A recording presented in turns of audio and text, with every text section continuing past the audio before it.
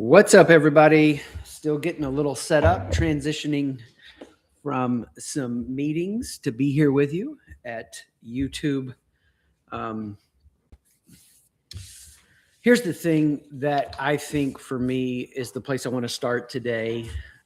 It's this reality that we're not ready. We haven't imagined for what's changing by the second that most people aren't experiencing yet. Here's what I mean.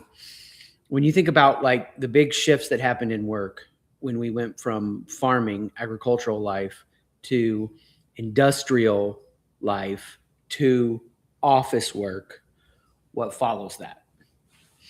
So you've got these four, pieces, epochs in work.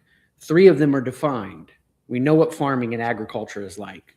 That was a majority of organized human history. That was a majority of people in this country. Then it shifted to industrial. So you're going to move to the city and get a job at the factory. You're going to move to the city and learn how to weld. You're going to move to the city and do whatever. I mean, all of these things that represents the industrialization era. Next epoch, which is what we've been in, is I'm going to go to the office. I've got an office. There's a company I work for. And so we have distributed communication and management layers. And there's all this coordination of information. And you go and you get a degree, and you get the degree, and you get the career pathway. And the career pathway takes you to this place that you've got this, you've got this focus to your life. Whether your job had meaning or purpose, that's something we might get into at the end today. But here's the thing that we're trying to just raise the flag on. The office work is going to look completely different. And I know that it doesn't even sound real. It doesn't make sense. It sounds crazy to even talk this way unless you've experienced what these tools do on the edge. And by these tools, I'm just talking about what it would look like to move from chat prompting AI to building an agent to maybe even having kind of like some kind of centralized intelligence for your company to run. That this reality is here, and it's evolving and it's moving. In fact, Mark Stanifer back there at his desk, friend of the show, we do our podcast episodes where we're together on Mondays. And we were just talking about this past Monday, that whether or not you know it, office work is on life support. And I know there's people out there that are like, AI is stupid. Look, I put a book out on this. I should have had the book over here. You know what? I'm just going to grab it real quick. It's my YouTube Live. Stay with me, everybody. Stay with me. This is why I put a book out on this. I know it's stupid. I know it makes mistakes. I know it does dumb things. It's the worst it'll ever be. If you push it and know what to do right, it's really brilliant. It's really smart. And I'm saying you're not ready. You're not ready unless you're really imagining the complete reinvention of work.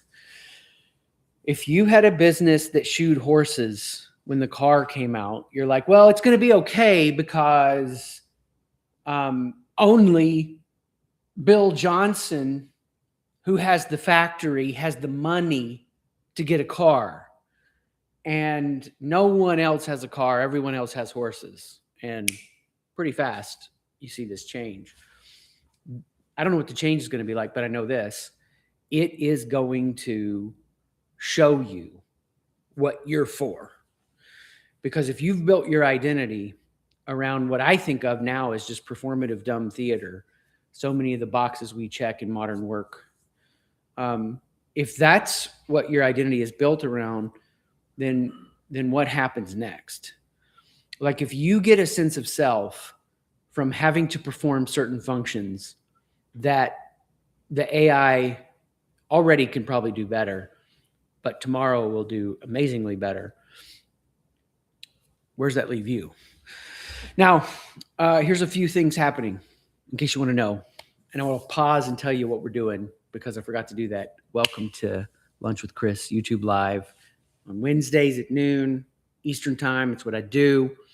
West Coast, maybe it's breakfast time. Glad to have you wherever you find yourself. And as I walk through this, if you want to throw in the chat what stands out the most, and then at the end you could ask questions. I'll make space for any of the questions, leadership, culture questions, but definitely the topic that we're on right now, which is AI. So here is a few recent things that stood out to me. Only 3% say their leaders are prepared to lead AI-enabled teams. So what's going to happen is, like, what would it look like to lead a team that is got a computer at their desk, right? To go from that to a computer at your desk is a completely different world. And I remember watching my dad go through this era because he's just, since I was a little kid, always had significant leadership responsibility and led organizations. And I remember, like, when email hit, and if I was seeing him in his office or whatever, and his secretary would, and that was the term they used back then, would sit down and they would work through all his printed emails. So this massive change occurs. And now, like, people know how to lead people that work at computers. We know how to do that. It's completely different as people now are going to be working with AI. How do you lead an AI-enabled team? 3%. People will catch up. Quick learners will learn. That is always the way it is. But for a lot of people, what they're not ready for is, like, what it reveals about their own sense of self, the way they get meaning, the way they get purpose. 3 in 4 leaders say slow decisions bleed up to 5% of annual revenue. I mean, if I could make a promise to the whole business world right now that you can have a 5% improvement across the board, would people be excited about that? Yes, you better believe it. 5%, just from being able to speed up decision making. And so what I'm saying to you is, we're living in this world at SightShift. It's changed. You know, I can get an answer anytime, anywhere. My AI hits our, like, centralized code base now, where we put everything so it can draw that information out. And now the decisions that don't require an executive strategic leadership thoughtfulness can be made that fast. Here was a new term I heard. Confirmation fatigue is now a named problem. So every agent action, AI agent, is wired now through a human approver. Queues get flooded, managers blindly clicking approve, and it feels like leadership, but we're just, like, clicking. A way a friend said this to me recently was, like, does it feel like your brain is like mush after working with your AI for a while? Yeah, absolutely. Because it's a different way of working. And unless you know how to work with it, you end up doing too much work for the AI. The relationship will shift so fast where the AI is having you work. And you need to get way lazier if you're going to be great at developing an agent. So confirmation fatigue, yeah, just come on, let's go. Keep going. The exhaustion of that. So all I'm saying is, by sharing some of these cultural moments, this is a mixed bag. We're in trouble. There is going to be an adjustment period. People will adjust. Humans find their way. I believe that with all my heart. But I'd like to see people suffer as less as possible. A really salient to me data point that this is, like, here and happening and huge. So right now, I kind of always have, when I have time at night to wind down, I always have, like, a show that I watch. I might make it 5 or 10 minutes. And that show is just a way that I'm decompressing, and then I'm starting to get ready to go to La La Land. I can't watch a stressful show. I tried to watch The Bear, and too many small business problems made me think about my business. And I was like, I can't do that. So I'm watching House Hunters now, because there's, like, no emotional investment. Any conflict they have in the episode is contrived. And this lady is looking for a place, and she is in the AI industry. Like, these are newer episodes, and I forget what her specific role was, but already what she's doing, as I interpreted and understood her role in the moment, was like, well, my AI can already do that. Like it already does that for me. So you're about to find the biggest leadership moment you've ever had in your leadership development journey when you start investing in developing and learning what it means to work with AI. Why? Because where do I end and begin, and where does that AI end and begin? And here's the best way that you can recognize you really aren't equipped to grow a leader like you thought you were. Because you become the bottleneck. You become the bottleneck. You get that confirmation fatigue. You just get exhausted having to approve things. You end up working for the AI. You're leaving sessions feeling not empowered, not refreshed, but fatigued and exhausted because you've been doing all this work. And the way that I think about it that helps me shift my energy is I'm not going to work for it. I'm training it to work for me. And by doing that and making that shift, I'm actually entering into a completely different mindset, which is going to allow me to build a better skill set than just learning how to work with AI. I'm learning how to truly delegate, to truly develop, to truly empower, to truly build a leader. And so I would encourage you this way. Most people don't know how to grow and develop a leader. You will find, if you invest yourself into building an AI agent, the edges of your ability to grow and develop a leader. I mean, mine makes mistakes. Some of the mistakes are just stupid because the technology is improving, but some of the mistakes are just completely my fault because I wasn't clear enough, because I'm the bottleneck. And when you can separate your identity from all the work you've done up to this point in your career, and I spent 12 years educationally developing skills around things that AI now does in seconds. That's another story for another day. When your identity is fused to what you do and you don't know who you are and the difference between that and the roles you fulfill, you then aren't clear in how you delegate, empower, and develop people. You become the bottleneck. You end up working for the AI. You end up getting exhausted because you're the one that has to grow and develop. The technology will go as far as you can take it.